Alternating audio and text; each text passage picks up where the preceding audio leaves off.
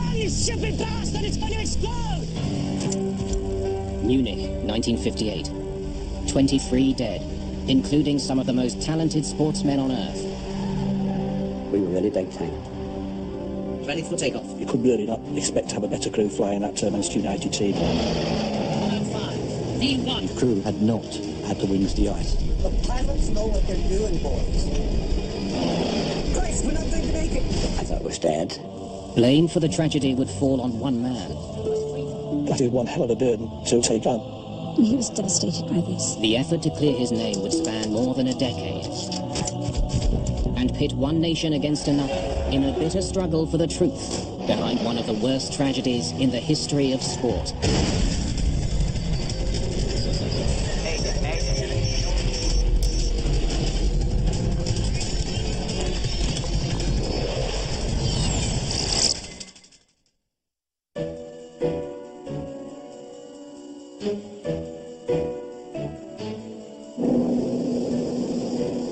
February the 6th, 1958. Munich Airport, West Germany.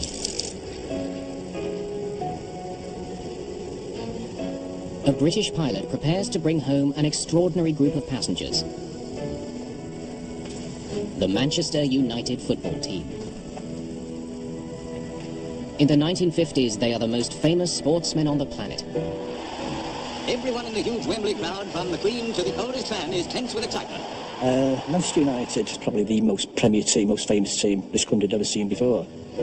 I joined the club in December 57. Harry Gregg is the team's star goalkeeper. We boarded the aircraft, which was a charter flight. We were really big time. After playing a key game in Yugoslavia, the team has advanced to the semi-final of the prestigious European Cup. The aircraft had to stop in Munich because it didn't have sufficient range to get back to Manchester from Belgrade without stopping to refuel.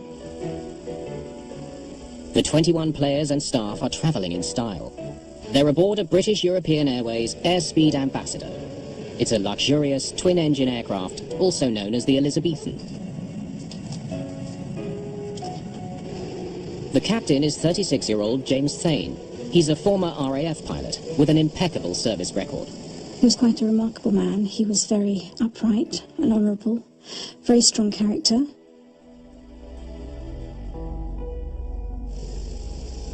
The weather had been pretty grim throughout the day.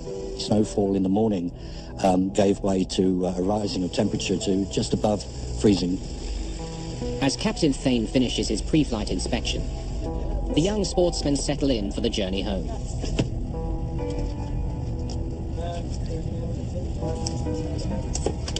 They were notable for the fact that their manager, Matt Busby, I'd like the lads to get a good night's sleep. was picking relatively young players in the team, and that's why they were known as the Busby Babes. Busby's babes start the second half in cracking form with that slippery winger, David. A very young and wonderful team, which I'm very proud to be part of. I'll give you guys a chance to get your money back once we're in the air, boys, all right? Travelling with the team are 11 of the UK's best-known sports journalists, eager to report on Manchester United's latest success. Also on board are a few Yugoslavians catching a ride to the UK. 38 passengers in all. How's she looking out there? Oh, snow build-up's minimal. No need to sweep. Take us home. Happily. 38-year-old co-pilot Kenneth Raymond is a World War II ace. He is also an Elizabethan captain and is in fact senior to Thane at the airline. They were both highly experienced pilots. You could really not expect to have a better crew flying that Manchester United team. They were great friends, and of course they were captains together, and they flew together quite often. Raymond and Thane have agreed that on this flight, they will switch seats. Because Captain Raymond was going to be handling the aircraft, and he would be used to handling the aircraft from the left-hand seat, that's why he sat in the left-hand seat. Port and starboard fuel cups on, crossfeed off. It's against company policy, which states the commander should always sit in the left seat. But it's a rule that is frequently broken. 1 inch open. Throttles, port and starboard levers, 1 inch open. Carb air, port and starboard ram. Carb air, port and starboard ram. Ignition boost switches off. Ignition boost switches off.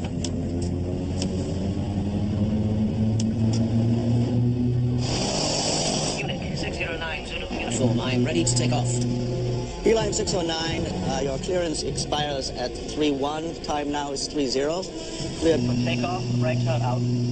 Thank you. Rolling. In light snow, with the temperature hovering around freezing, Thane and Raymond start their takeoff run. Full power. Full power. I'd been reading a book that one of the lads had passed to me. I was reading that, and we sat off down the runway, and I looked out the window. No big deal at all. Temperatures and pressures okay. 90. 100. Takeoff speed is 119 knots. Abandon takeoff. All of a sudden, I watched the wheels lock and unlock. The plane started to spin. We stopped, slightly side on. Sorry about that. Engine fluctuating. 609, we are abandoning the takeoff. Charles, please say again. We are abandoning the takeoff. May we backtrack? Over. Engine boosting. I would think so, yes. The problem was, for boost surging, it happened with that particular engine on that particular aircraft. It was this little Centaurus engine. It was prone to doing this, especially at airports which are at high altitudes. And one of the problems was that the thrust sometimes opened too fast. 609, clear to backtrack. The Elizabethan taxis back to the start of the runway for a second takeoff attempt. I truthfully can say I was not too perturbed at all. Another adventure for a young man, and I was not a bad flyer at that time. Munich 609, Zulu uniform. When we get to the end of the runway, I should like to take off again. Is the clearance still valid? 609, your clearance is still valid.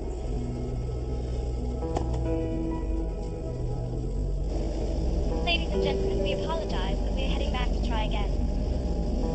Back to the beginning, sat, revved up as one would do, revved, and they took the anchors off, and I paid more attention this time.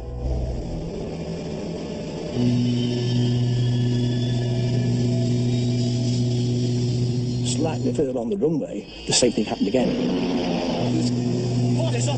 This time it was Thane who actually abandoned that takeoff.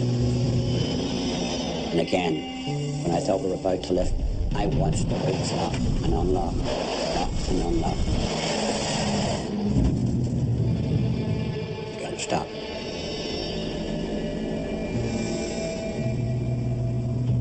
The Munich 609 Zulu uniform. We are abandoning this takeoff as well. Roger. Clear to backtrack. And the pilot came on and said, Sorry for that. We have a technical fault that we're now looking into. We're returning to the terminal for further checks. Nothing to be alarmed about, and we Hope to have you airborne shortly.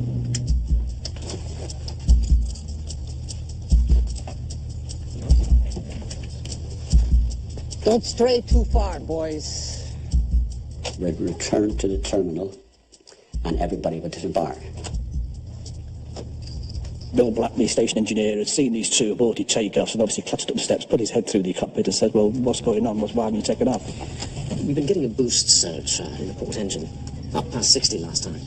They received an explanation that this was a fairly common phenomenon when operating the Elizabethan from Munich because of the high altitude, that it was nothing to worry about, and they were given advice when advancing the throttles, if they got the surging, was to just retard the surging engine slightly, reduce power, and then take it up again to full power more slowly.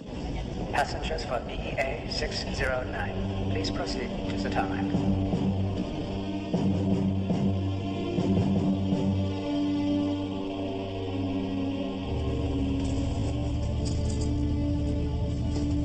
Within 5 minutes of the passage being offloaded, they were loaded on again. And then there was a surprise to them. They've had two aborted takeoffs, and now they're asked to go back again. If one person had said, this is crazy, we're not going, he would have had a whole lot of followers. But there you are, human nature again. Who's got the moral courage? But who likes to admit to being a coward?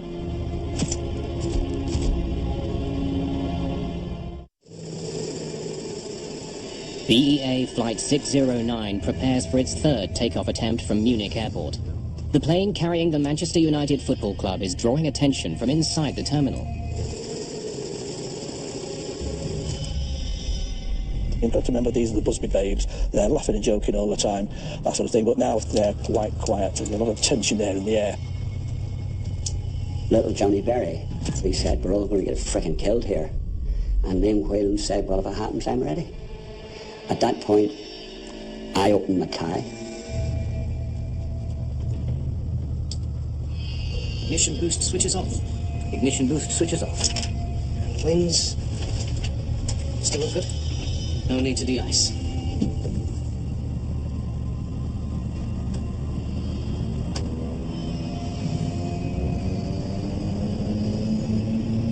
Munich Tower, B-line 609 Zulu. Uniform, I'm ready to taxi. Over. B-line 609, your clearance void, if not airborne, by 04 time now, 02. Roger, understand. Valid till 04.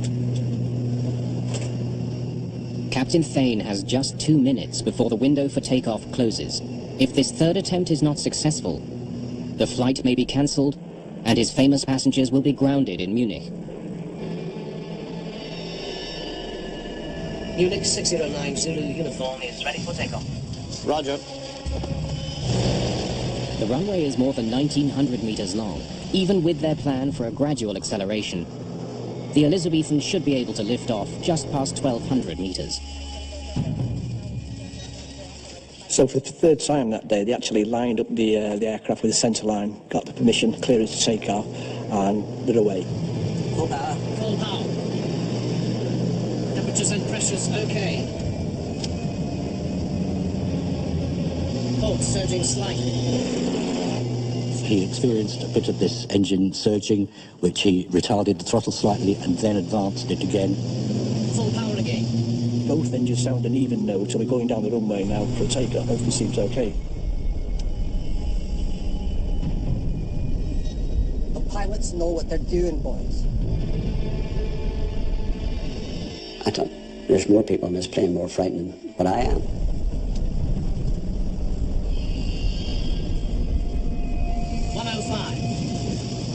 V1. Velocity 1 is the speed at which a takeoff cannot safely be abandoned. The point of no return. Raymond now is waiting, is anticipating now Thane to call out 119 knots, which is V2. At 119 knots, the plane can become airborne. But something goes wrong. They suddenly lose speed. Christ, we're not going to make it!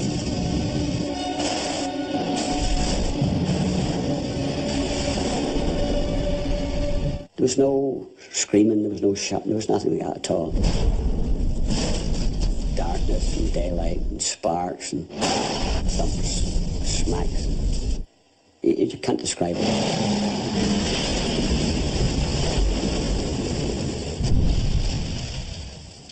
And then it was just complete and total darkness. I thought it was dead. The Elizabethan has crashed through a fence, hitting a house and a fuel shed 300 meters beyond the end of the runway. And eventually I got to my senses and I started to crawl uphill.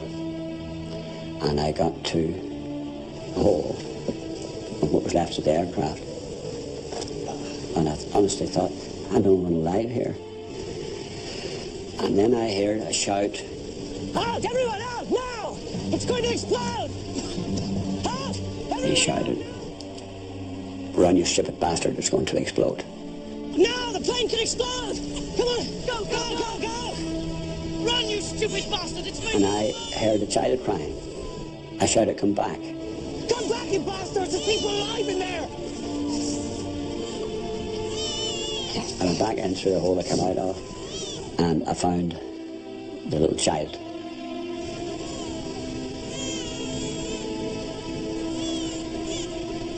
Went round the other side and found Matt Busby, the boss. Busby's alive, but in shock. He had a small cut behind his right ear, I remember it, but when I looked down, his foot was completely reversed round the other way. Oh, my leg. I jammed some rubbish up behind him because he didn't look too bad and left him propped up. Harry Gregg pulls out one passenger after another, both living and dead. A man must do what a man must do. Within minutes of the crash, help begins to arrive from the airport and nearby farms.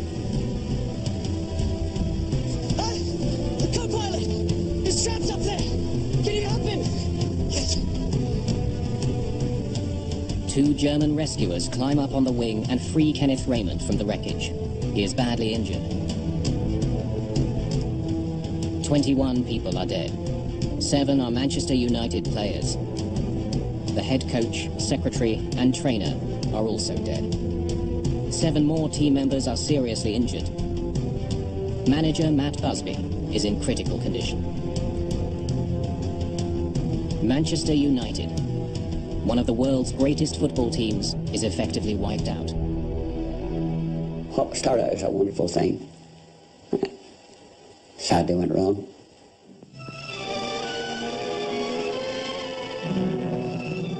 Near Munich, a fierce blaze marks the wreck of a British airliner. In attempting to... We had this pretty high-profile air disaster here. The stakes are quite high. Not long after the end of the Second World War, we've got 2 pilots who fly in the aircraft who actually flew in the RAF during the war. Yeah, and Munich, obviously, as well, was that place where there's a cradle of the Nazi Party. So you've got a British government, you've got a German government. Everybody was going to tread warily. At 10 p.m. on February the 6th, 6 hours after the crash, the man assigned to investigate it arrives on the scene.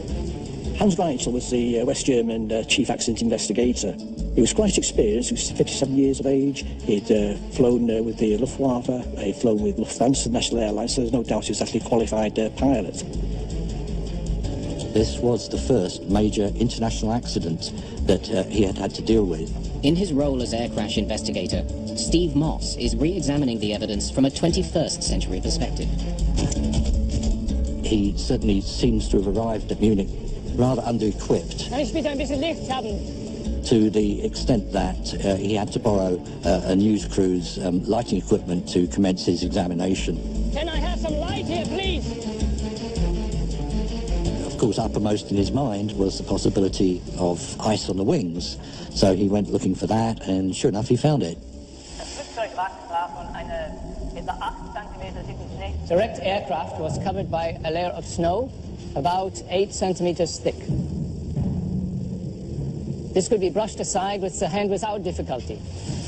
Under this, there was a layer of ice, frozen firmly onto the surface of the wing. Here. Reichel finds the only surfaces free of ice are near the engines. He assumes the entire wing was coated in ice before the crash, and that during the takeoff attempt, the propellers blew away the ice behind them. The day after the crash, investigators take a closer look at the scene. They examine the tire tracks, which extend 50 meters and right off the end of the runway. The information from the ground marks that the aircraft never got airborne must have, in Reichel's mind, reinforced this impression that ice on the wings was responsible. Manchester, from the moment the news came through, was a city in mourning. While millions wait anxiously for news of the seriously injured men, the hospital staff worked day and night to save them. Matt Busby was their worst problem. For 2 days he lay between life and death with one of his lungs completely deflated. Then came the welcome news: Matt was off the danger list. 6 of the 7 injured players also pull through. But the team loses one of its greatest stars. Duncan had died. Duncan died, I think, 10 days. Yeah. To this day, many regard Duncan Edwards as the greatest footballer the UK has ever produced. Co-pilot Kenneth Raymond also dies, having suffered a brain injury. Full power. James Thane is left to face a wall of questions on his own. Well, you see, on the first takeoff, we weren't completely satisfied with the engines. Any little bit of information that the press could get, there was another headline.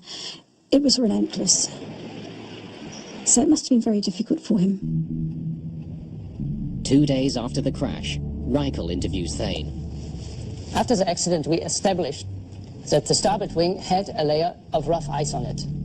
The region of the propeller slipstream was free from ice.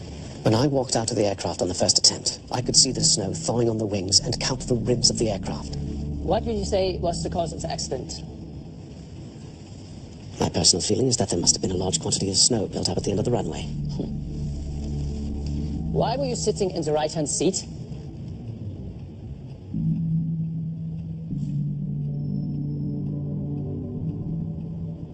People began to speculate, even before the inquiry, about the cause of the accident. 2 months after the crash, in April 1958, a German inquiry formally gets underway. Shall I begin? The German investigation, straight away, it seemed to be into this adversarial role of somebody being on trial and having to prove his innocence. They knew straight away that there's something going on here. It was on the rope straight away, right? Hans Reichel draws on witness testimony of snow on the wings and Thane's own account that he did not de-ice. And this is something that would not go away with Reichel. It's ice, ice, ice all the way. The temperature the afternoon of the crash hovered around 0 degrees Celsius. It wasn't cold enough for the snow to create ice. Thane saw the water actually dripping off the leading edge. So he knew the snow was actually melting, so obviously that convinced him again that it just didn't require de-icing. But German experts note that the Elizabethan had just descended from 25,000 feet, where the air temperature was minus 25 degrees Celsius. They conclude that snow falling on the frozen wings would have turned instantly to ice. Thane counters with the testimony De-icing on. that he turned on the wing de-icing heaters on descent to Munich. That would have made the wings warmer, not colder than the air. Thane seems to have all the answers. But what he doesn't know is that Hans Reichel is about to present a controversial piece of evidence that will change everything. The German government inquiry of the Munich disaster takes a decisive turn with the introduction of a casual snapshot. This was potentially a smoking gun because at first glance, looking at the photograph, it appeared to show a white area on the top of the wings, which certainly was interpreted as being a layer of snow or ice. Every other aircraft that left Munich that day was de-iced, but not the Elizabethan.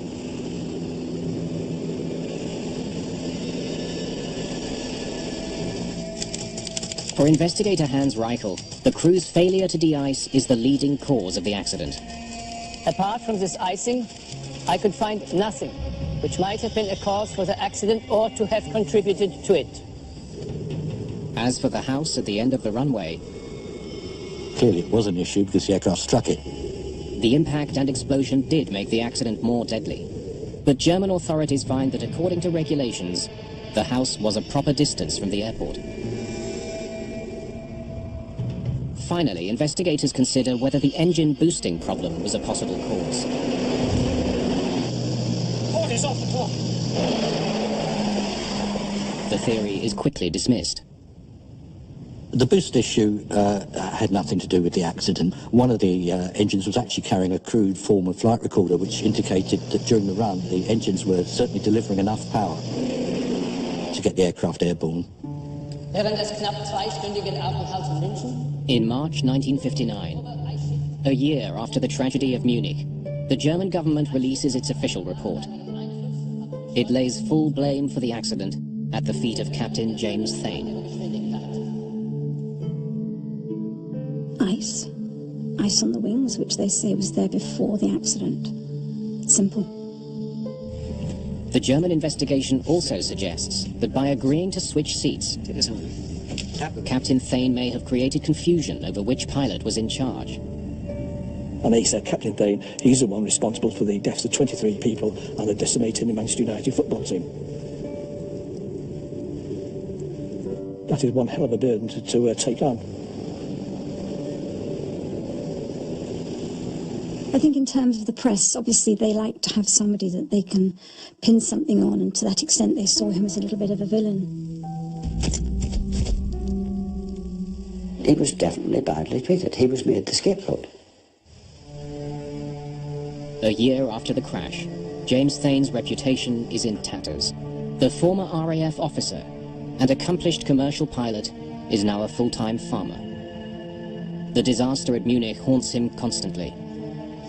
I can remember Mum and Dad sitting up for all hours of the night talking about this, because Dad was convinced that there had been some external force that had affected the takeoff run.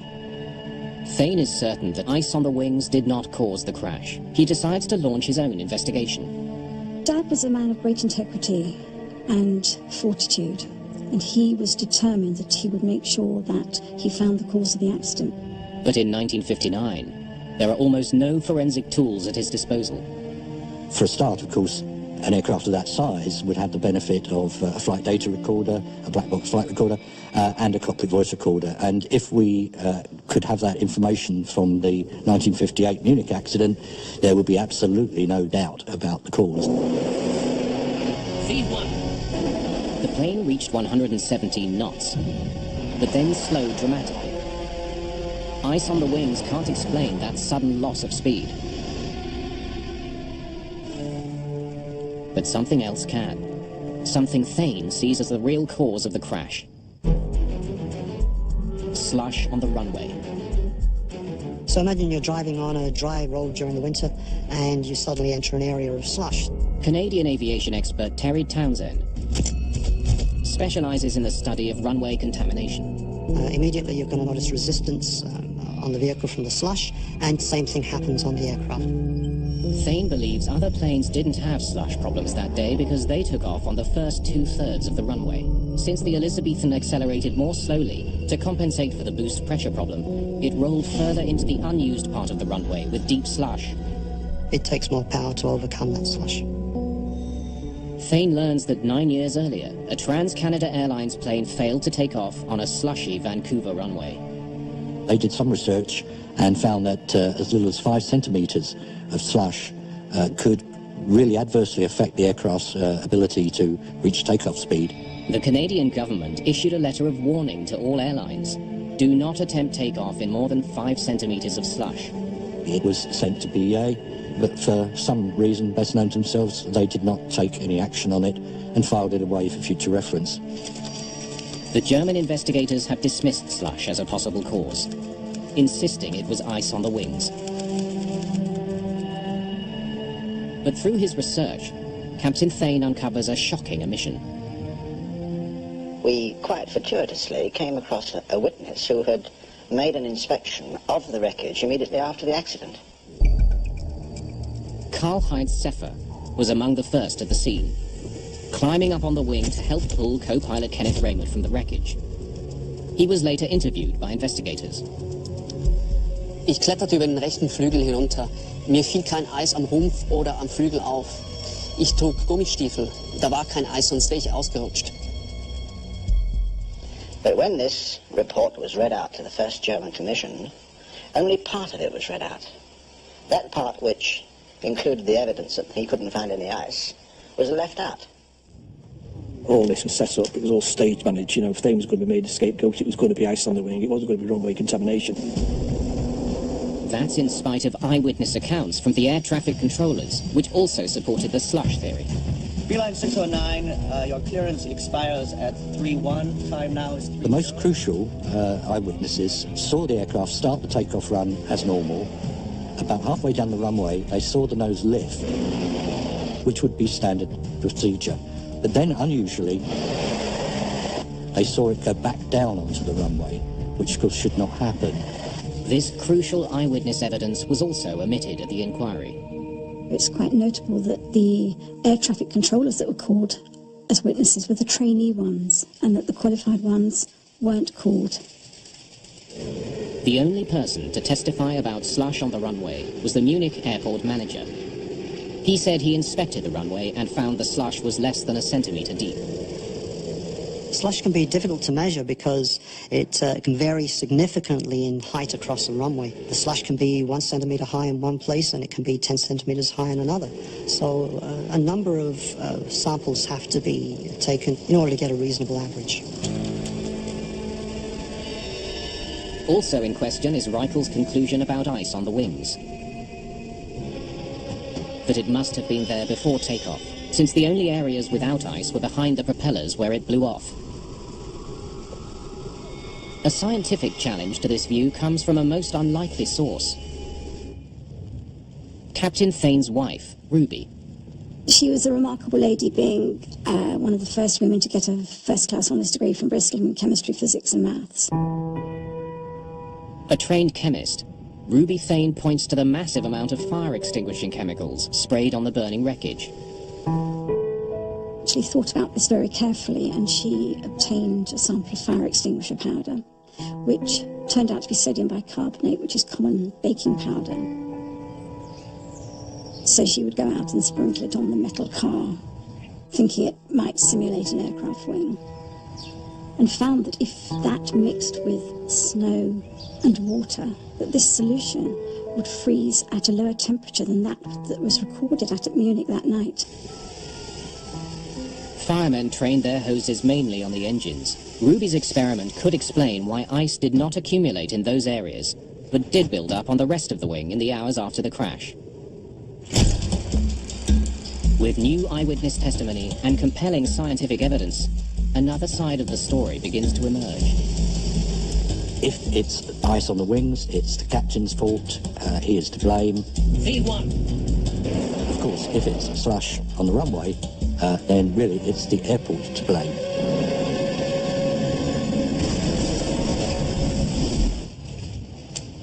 Thane submits the new evidence to the German authorities, but they refuse to reopen the investigation. It's nonsense. In 1961, BEA officially fires Thane, primarily for violating the company's policy against pilots switching seats. Well, they sacked him, and he was devastated by this, for something which was effectively a little company regulation, but other people did that as well. BEA, obviously, if you think about it, did not want a pilot like that on the flight deck. As he's about to take off, this is your captain speaking, Captain Thane, I'm the one responsible for 23 deaths at Munich in 1958, so no airline wants that. A conviction of convenience, it didn't matter who they hung out to dry, and he was hung out to dry. The loss of his job makes Thane more determined than ever to clear his name. He writes letter after letter to both the British and German governments, urging them to reopen the investigation. In 1965, those efforts pay off. German authorities agree to review the investigation of the Munich disaster. Initially, with the second German inquiry, it was felt that, yes, there could be a glimmer of hope. That hope has been stirred by some new research. Tests into slush carried out at Britain. Britain's Royal Aircraft Establishment has conducted slush tests on the Elizabethan aircraft. Basically, they flooded a runway to varying depths and simulated a takeoff run using an Ambassador aircraft. The results of these tests were quite alarming. In run after run, the plane decelerates from 117 to about 105 knots. The same loss of speed reported by Thane. We're hoping that when the Germans have considered, if they consider all the relevant evidence, we shall get them to reach the conclusion that the aircraft accident was due to slush on the runway and not ice on the wings. But at the two-day hearing, Reichel is not swayed by the new evidence. Instead of clearing Thane, he condemns him further, saying that by switching seats, the captain actually made things worse. The differing assessment of the situation by the two pilots probably increased the severity of the accident. Christ, we're not going to make it! As an investigator these days, I can see no technical reason why that should have contributed to the accident. The damning findings of the German Review Commission are a crushing blow to Thane. The British government knew, the airline knew, Thane certainly knew he'd been set up, but nothing was done. But in a strange twist, he's about to get one last chance, thanks to Britain's most powerful politician. 100,000 expectant fans packed the stands to see great football. The Busby Babes were raring to go. In 1967, Harold Wilson is Prime Minister of the UK. After attending a Manchester United game, he makes a comment that sets off a media frenzy. He says he believes James Thane was a victim of injustice. Became another headline, the fight goes on. Harold Wilson, he knew enough that Thane was innocent, and he really took it on. He was debated in the House of Commons, and then it went ahead, and this was the most thorough inquiry yet. In 1968, British investigators conduct a study to determine whether slush or wing ice caused the Munich disaster. Their findings immediately call into question the accuracy of the two German reports. photographic analysis shows that the white on the wings is not snow. It was merely light reflecting off a wet surface. A new picture was taken from the original negative, which showed clearly that the markings on the aircraft, so there couldn't have been ice. As well, 3 separate experts determined that the amount of ice Reichel found on the wings, 5 millimeters, would not have been enough to prevent takeoff. I don't see how a layer of ice, even 5 millimeters thick, could account for a deceleration of the aircraft. Then the British inquiry takes a dramatic turn when a star witness appears. Reinhard Meyer, a pilot who was first on the scene of the crash. Ich ging hin und untersuchte den Flügel des Flugzeugwracks und bemerkte nichts in der Art von Frost oder angefrorenen Ablagerungen, nur schmelzenden Schnee. It turned out when he was called to give evidence, he said, well, I spoke to Reichel personally, face to face, and told him what had happened. I'd come to the aircraft, I'd looked for ice immediately after, within minutes of the crash, and I found no ice, just melting snow only. And that was it, so everyone was astonished at this. Reichel has no explanation for the glaring omission. I think he found it very difficult to back down and say, actually, I was wrong. Slush on the runway is going to be the German airport authorities' fault, and they're not going to accept that.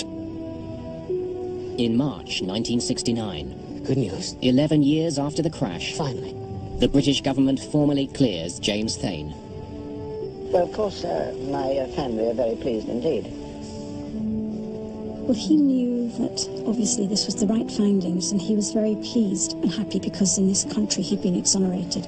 But BEA does not give him his job back. Captain Thane never flies again. In Germany, Hans Reichel and the aviation authorities never exonerate him. I think there was a huge amount of stress and strain and tension, and he died a young man. He was 54.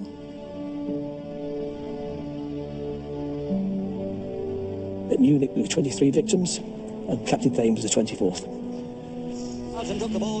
10 years after the accident that killed 8 of its players, Manchester United becomes the first English team to win the European Cup. At last, Matt Busby, the maestro of Manchester United, had groomed a team great enough to beat Europe's best. A cup they might have won in 1958, if not for an aviation disaster that devastated the finest team of players Britain had ever assembled. Harry Gregg continued playing for Manchester United until 1967. Now in his 70s, he dwells only on the fond memories. I don't think about the accident. I think about what I was part of. A team of wonderful young spirited players, great journalists, great staff. Everything was good about it. Captain Thane's legacy is modern aviation's improved understanding of the deadly effects of slush. The problem is tackled now, and I would suggest it was probably a direct result of the Munich accident. Airport authorities approached the problem very, very differently. By what he did, forcing this issue, he's probably saved countless lives and prevented more than one Munich in that particular time. So, in that sense, he's to be admired for what he did in those 11 years. Mum was quoted as saying, "A man with greater integrity I will never know." But he also left an inscription for me in a book, which is the difference between the impossible and the possible is merely a measure of man's determination.